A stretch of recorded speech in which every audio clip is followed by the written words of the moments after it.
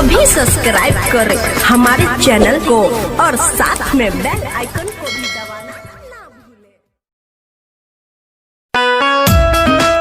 आप सुन रहे हैं दीपक म्यूजिक एंटरटेनमेंट की प्रस्तुति। Music by Rakesh Mithun brother.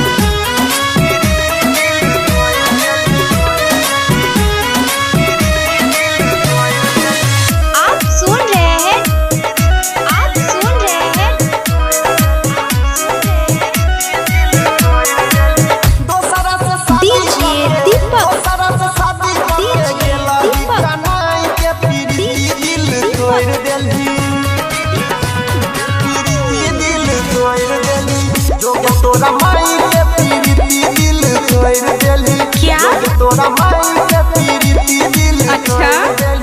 जो के तोरा माई के पीरिति दिल तोड़ देली जो के तोरा माई के पीरिति दिल तोड़ देली हाय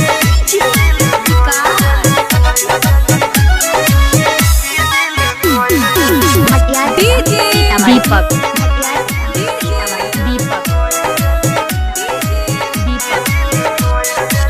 नेरी हो जान तोरा सोना के सिकरिया के बाबो गेल ही दर्द छौड़ी दिलावा के भीतरिया के नेरी हो जान तोरा सोना के सिकरिया के कहाँ घर है सिजोल बजरंग टोल सिजोल कहिया छौड़ी तोहर देवा भाई के पीरिति दिल तोड़ देली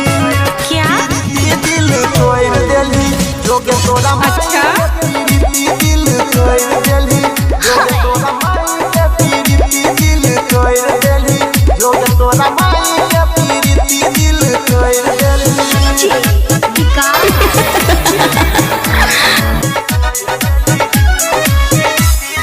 डीजे दीपक सीतामढ़ी दीपक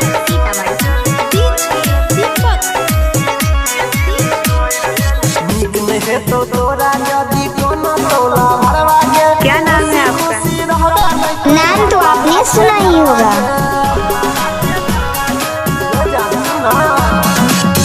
नहीं है तो रिमिक्स वाई डीजे दीपक भरवा के खुशी खुशी रहवा में कोई भाता राखे घरवा के अनिल सनी सागर कोना सहलो जुदाई के